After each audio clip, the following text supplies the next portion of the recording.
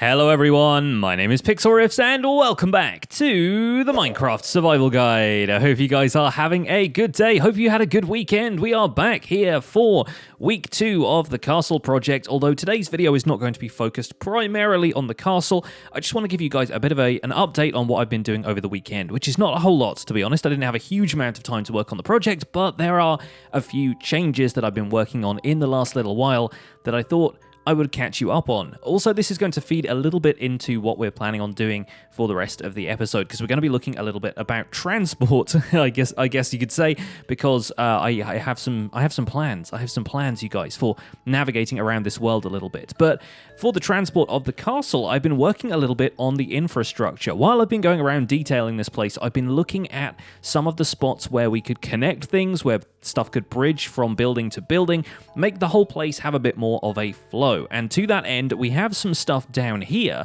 which is kind of important. I've put a couple of doors in these towers. This one discreet around the corner like so that people who walk through the main gate can't just go straight into this tower, because this tower actually has a ladder that leads up there. In this tower on the left-hand side, which is slightly easier to get to, but no less guarded thanks to the gates and stuff that we have on the way in, we have a spiral staircase, a fairly simple one just made out of slabs, and that's going to take us up to this level here. Through this hole in the wall, we end up getting to the barracks, this large building here, which is where the bunks for all of the soldiers are going to be. We're going to have like a sleeping area in here, a bit of a rest area, and then they can go outside via that little gap there that doesn't have a door in it quite yet, but that's going to lead out to the training yard. And then this way, of course, leads to the walls and the entrance where they can protect the castle from any invaders with crossbows, bows, etc., and warn the people inside of anything that looks a little bit too suspicious. So this area is starting to come together. It's starting to feel a little bit more connected now. And to the right over here, we have this nice covered walkway that actually leads over that archway that we came through a minute ago, and through here we actually go through this tower. That's the tower that has the ladder in to the bottom, so if we come down here, you can actually get out into the courtyard that way as well. But then this ladder takes you back up to this kind of bridge suspended across the room here, and that's going to lead out onto this wall, and this wall is probably going to end up being a little bit thicker. I'll make it 3 blocks thick so that we have a walkway that we can walk down through here. And I think what we're eventually going to do is have this room, the nether portal is probably going to move either up or down, and this room here is actually going to have a kind of like balcony gallery kind of thing, which once again is probably going to have a couple of crossbowmen stationed here. In the fiction of the world, we're probably not actually going to put any crossbowmen up here because pillagers are kind of a pain to deal with, but they are potentially going to be making sure that anyone who is feasting in here, which I presume is going to be sort of like the Great Hall of the castle, anybody who is feasting in here can probably maintain their security and safety with the bowmen up here on the walls. So we will work on that another time, but just thought I would let you guys know there's a couple of bridges coming together over there as well, same kind of style of thing over there, and an archway that leads through to that way. I thought I would let you guys know that we're working a little bit behind the scenes on some structural elements of the castle and tying everything together. But like I said, that's not going to be the focus of today's episode, because there are a couple of things I need to do. Primarily, I'm finding myself getting to and from the castle roofs that I'm working on around here using fireworks. And while that's convenient for me, I have a decent gunpowder farm from the general mob farm up there, the hot air balloon in the sky, which you can't see at this distance, but there you go, it's starting to load in over there. And when I need to go and AFK for gunpowder, I do that there, and that means we can keep pretty well stocked in fireworks. But sometimes you just want to throw an ender pearl, and right now I am pretty much completely out of ender pearls, so we need to do a little bit of enderman farming. Now, I don't really think I want to tackle a full-scale enderman farm just yet, because that's a bit of a project, and I don't want to get too distracted from this being our main project that we're working on right now. But in the meantime, what I thought I would do is just take you guys out to the end and show you a couple of tips for entry-level enderman farming, I suppose you could say. Like some stuff that isn't going to require a huge amount of setup. It's just a nice way of getting yourself a handful of ender pearls. We can maybe have a goal of filling up this shulker box while we're there, and that will mean that we can stay in stock of ender pearls for a little while. As far as like a single-player world goes, you won't really need much more than that. It's only if you want to use enderman as an XP farm, or if you're on a multiplayer server and you want to gather ender pearls for everybody, that making an ender, one of the kind of more advanced enderman farming methods is really necessary. But what we're going to do is going to grab a bunch of magma blocks, and then I'm going to stash all of this castle building stuff away probably in a shulker box or two, because all of this material in my inventory is just stored all over the place right now, and I kind of want to lock this down a little bit more. Okay, so I think I've got everything we'll need. I'm going to bring some redstone, some powered rail with me, some regular rails so that we can have the rails turn corners, minecart with a hopper, a few hoppers, and a collection chest, plus some trapdoors, a few building blocks, and some magma blocks. I think that'll do, so let's head back over to the castle, let's drop off the building supplies shulker boxes over there, and let's make our way to the stronghold. Oh yeah, some food. I'll probably need some food as well. Let's check in on the chicken cooker. Wow, this thing has been producing a lot. That's awesome. Okay, got enough food. Let's make our way to the end.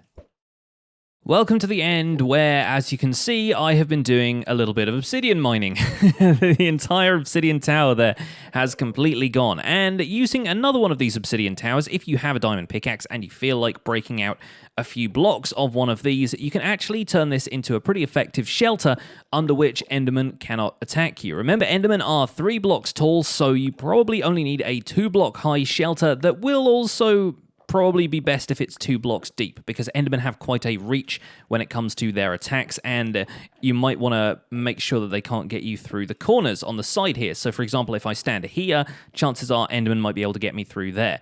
But realistically speaking, all you need to do is stand roughly in the middle of one of these and look at the Endermen so that they become angry. And you can do that with any of the Endermen in the surrounding area, as long as they are within a certain range. And all you need to do is tap them a few times with a looting 3 sword, and chances are you'll get yourselves a few ender pearls. And of course, the guy I choose to demonstrate this on has a problem dropping his ender pearls. So let's try this with a few more before we start on our actual farm design here. So as you can see from this demonstration, it is nice and easy to just take care of a whole group of Endermen at once. Of course, it helps if you have sweeping edge on your sword, because I've just been damaging them a little bit at a time here, but altogether, this is collecting a nice amount of ender pearls and even a decent amount of XP relatively quickly. And there you go, almost 2 stacks of ender pearls, remembering of course that they only stack to 16. That's not too bad. That would probably keep me going for quite a while on the average kind of build project, but in this case, with the castle being so tall and wanting to build up a little bit of a buffer, I've set myself the goal of filling this entire shulker box with ender pearls. So we want a slightly easier way of attracting the Enderman to our location. And as you can see from standing underneath this tower here, it kind of limits your field of view to one direction, and Enderman naturally follow the spawning rules of hostile mobs. They won't spawn within 23 blocks of the player, meaning that the ones who are out here on the periphery, even though I can see them pretty easily by zooming in using Optifine, are actually a little bit too far away to be within aggro range just by looking at them. So what you want to do is maximize the amount of area that you have Enderman around you that you can look at and aggro them in order to get them to come over and potentially die. And in this case, we're going to do it relatively close to the end portal here, and in a sort of semi-automatic way, because Enderman can be tricked over trapdoors in much the same way that other hostile mobs can, and this allows you to kill them using magma blocks. Enderman will actually drop their ender pearls regardless of whether or not there is a player kill involved. Obviously with looting you're going to get more of them, but if you want to collect ender pearls a little bit more passively, maybe without wasting the durability on your tools or anything like that, although not a problem for me right now because I have mending, it is going to be kind of fun to come up with a way of killing them sort of automatically. So what we're going to do is dig ourselves a ring around here. I think we're going to make this 7 blocks long, so that's an odd number, and we're going to stand on a pillar in the middle and lure them over trapdoors, which will kill them on magma blocks if they fall down below. Now, Enderman will, of course, teleport around kind of erratically when they take fire damage or when they're actually on fire, but as far as magma blocks are concerned, they don't actually get set on fire, they just take damage. So you'll find them teleporting kind of generally when they take damage, but for the most part, they won't teleport away too far. It won't become completely unpredictable the way it is with fire. So I think all we should need to do really is dig a pit down here, and then we can place a minecart with a hopper, collecting any ender pearls that fall onto the magma blocks above. Now, as with many of the farms and methods that I showcase on the Minecraft Survival Guide, I am not the original author of this method. I'm pretty certain that the first place I saw this happen was on the Hermitcraft server, and I'm pretty sure Cubfan was the hermit responsible for this design. So credit to Cubfan in this case, although feel free to correct me in the comments if you've seen anybody else do this before. What we're going to do is set up a collection chest over here. We're just going to make this a 2-wide chest like so, and then we're going to have some hoppers feeding in here so that the minecart, when it travels over these hoppers on rails, will deposit any ender pearls it collects in the chest here. Now, we want the rails to be on these 4 corners, and we want to place redstone blocks underneath here to power the powered rails, making sure to keep the redstone blocks away from the hoppers, because remember, a redstone signal into a hopper will lock it, and it will prevent items from flowing into or out of it. With that all connected up, I'm going to unleash the minecart with a hopper and have that be running around here on the track. Let's see if we can, hop out of the way just in time. And, oh, if this Enderman doesn't push me off the track, there we go. We're gonna have to deal with this guy because he is going to be a bit of a thorn in the side of the minecart collection system here. In fact, what we're actually gonna have to do is widen this whole thing out a little bit so that we can make it a 2-block wide section here, because that's kind of the bit we want the Enderman to fall into. So bear with me while I run back to the overworld and get some more rails. And we're back, and I've surrounded this pit with trapdoors as another measure towards getting this whole thing built, because the idea here is that the mobs will see these open trapdoors as a full block that they can walk on, and Endermen are no exception to that. So they'll think that they can walk over here, they will fall down onto the magma blocks that we're going to be placing down here, and they will take damage until they die, drop their ender pearls in the collection mechanism, and the minecart will hoover them up as it goes around. Now we're going to have to reorient this track slightly to make sure that it covers everything that we have going on in here. And I didn't bring any more redstone blocks with me to use as power sources, so some levers in there should do fine. Now we need to add the magma blocks around here and get this thing going as a collection mechanism, which probably means getting rid of this guy. There we go, and with him out of the way, I can check that the minecart is running successfully, which it seems to be. Very good. Okay, let's get the magma blocks in. There you go, it's already happening. Although that Enderman seems to be kind of invisible occasionally. I feel like it's teleporting around whilst still remaining on the magma blocks, but occasionally they'll just teleport in here of their own accord. And as you can see, despite the fact that it seems to be teleporting around erratically, the game still thinks it's in there. I don't know if that one dropped any ender pearls. Maybe they were scooped up by the minecart immediately, but I guess, nope, we've just got the 2 ender pearls from that Enderman that we killed ourselves. Now comes the fun part, because now we get to climb up here. We're going to surround this with trapdoors and put a slab over our heads to make sure that the Enderman can't actually teleport to us. There we go, with a slab above our heads like that. That's a half block, which means Enderman won't be able to teleport onto the block directly above us. Now comes the fun part. All we need to do is look at a few Endermen, watch them walk towards us, and hopefully they should end up walking into the magma pit. There we go, there goes one, and now all we need to do is just look at any Enderman in the surrounding area, and hopefully they should all meet the same fate. Now, because we've chosen a nice open area to do this, oh boy, I'm going to have to turn hostile mob sounds down, because that is noisy. Now we've chosen a nice wide open area around us, it's possible that the Enderman will be able to come in from a wider area around us, and we can even aggro some of the ones that spawn on the periphery out there. As you can see, that is gathering Enderman at quite the rate. So while it is not an XP farm ender that you might be used to seeing on other folks' channels, this is a really great way of getting a bunch of ender pearls nice and quickly and relatively automatically with minimal risk to the player. And of course, in order to make sure this thing is switched off and that Endermen aren't going to attack you when you leave, all you really need to do is wait for all of the Endermen you've looked at to die on the magma blocks, which hopefully shouldn't take too long, and I think we are safe to come out of here now. We can always leave ourselves a trapdoor flipped up like that so that we can make it back down here again, and don't forget to crouch on the magma blocks if you fall onto them yourself. Now let's take a look in the chest, and okay, we've already got a stack in there, minus the 2 that I put in there originally, of course, so it's definitely not going to be as fast as getting them with looting, but it is going to save the durability on your sword, and if you hang around in here for long enough, then maybe you will gather a whole bunch of ender pearls in a relatively short amount of time. At least it's another stack I can put in the shulker box, and I'm going to stay up here looking at all of these endermen and luring them into their deaths for a little while longer so that we can get ourselves a decent chunk of ender pearls, and then we can get on with the second transport solution for this episode.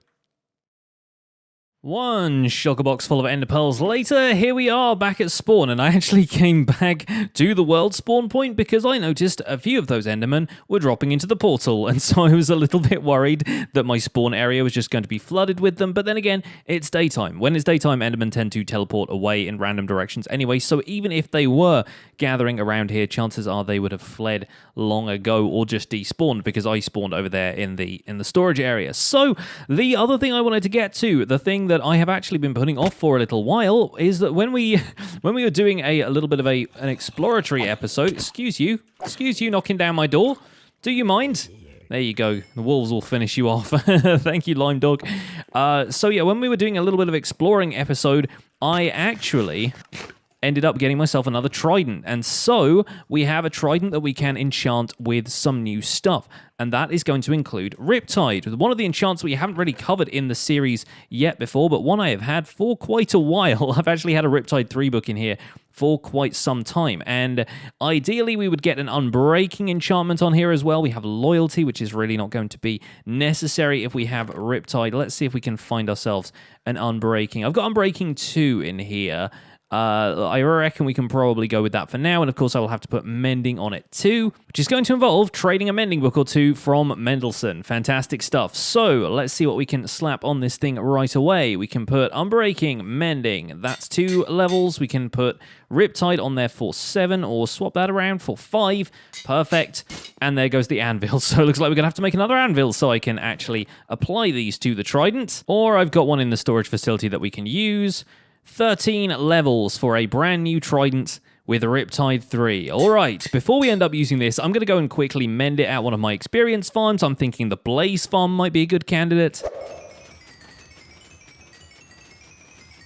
And with that done and our new Riptide Trident equipped, you will notice a couple of strange things. For a start, this trident can no longer be thrown when you're on land. In fact, it can no longer be thrown at all. It is still usable as a melee weapon. You can still apply the Impaling enchant on it to get additional attack damage to underwater mobs, but as for right now, it cannot be thrown. I'm pressing the right-click button, nothing is happening while I am on land. And I say specifically on land because when we get into water, there is some cool stuff we can do with this. And this is actually a really, really interesting mechanic that I have not yet had a chance to explore all that much, considering that I don't have a Riptide Trident on this world and haven't before now. So when we get into water, you'll notice that we can pull back and draw the trident as if we're going to throw it, but instead of throwing the trident, it throws me. Riptide is an enchantment that allows you to basically hurl yourself in water. And not only does it work when you're flying out of water, it also works as a means of getting you through water, albeit kind of slowly. It's not necessarily the most effective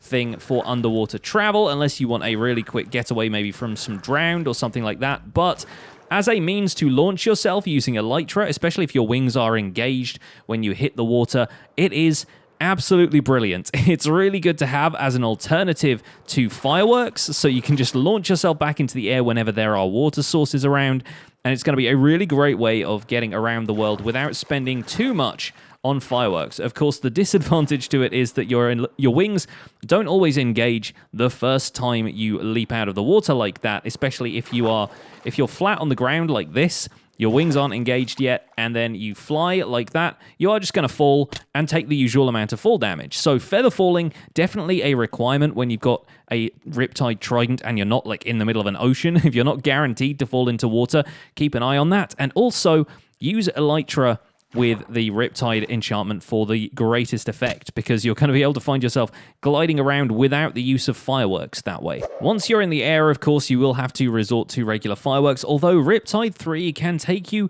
pretty high. Let's see what we can get up to in terms of the height. If I come back down into this lake here, let's enable the coordinates, and let's go from Y63 to, yeah, like about 104. So that's at least 40 blocks up. A fall from 40 blocks in the air will kill you if you're not wearing feather falling. In fact, in terms of the protection feather falling provides, it will probably kill you if you've got feather falling like 2 or 3. I can't remember exactly what the maximum fall distance is with feather falling 4, but make sure you've got protection enchantments and stuff as well if you don't want to take a whole bunch of fall damage. With that being said, keeping some lakes and stuff around, or at least having a bucket of water that you can drop yourself into, because you can launch yourself from any water source regardless. I think even flowing water will probably help, but yeah, regardless of the depth of the water, I'm standing in it now, it works. So if you bring some water with you, bring a block of ice even that you can break and turn into a water source. It doesn't even have to be a bucket.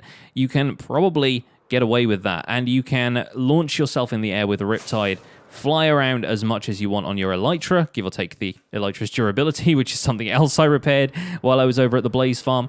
and this is going to be a fantastic way of getting up to the castle walls if I don't have any rockets or ender pearls on me. Note that using Riptide does decrease the durability of your trident in much the same way as if you used it to attack or you threw it. It will actually do a little bit of durability each time. I'm pretty sure it's 1 durability per usage, although obviously Unbreaking has to factor into that, so chances are if you've got Unbreaking 3 on it, it's not going to deplete quite as fast, but keep that in mind if you plan on using your Riptide Trident regularly, because goodness only knows that these tridents are a little bit hard to get on Java Edition. Obviously, Bedrock players will probably have tons of them by now, but you've only got 250 durability on this thing, so keep an eye on that. You might not want to spam it too much if you're using it to fly around your world, or at least make sure you've got mending on it so it can be easily repaired. But there we go. We've got a few more transport solutions here so that we can work on the castle a little bit more and not have to worry too much about wasting all of those precious fireworks, or at least being able to ender pearl over to the roofs when we want to without gliding around everywhere. That's going to be it for this episode, folks. I hope you've enjoyed this look at some alternative ways of farming ender pearls and some transport solutions that we're going to be using in future episodes. That's going to be it from me. We will return to the castle build tomorrow to do a little bit more detail work. In the meantime, thank you so much for watching this episode of the Minecraft Survival Guide. My name has been Pixlriffs. Don't forget to leave a like on the episode if you enjoyed it. Subscribe if you want to see more, and I'll see you guys soon. Take care. Bye for now.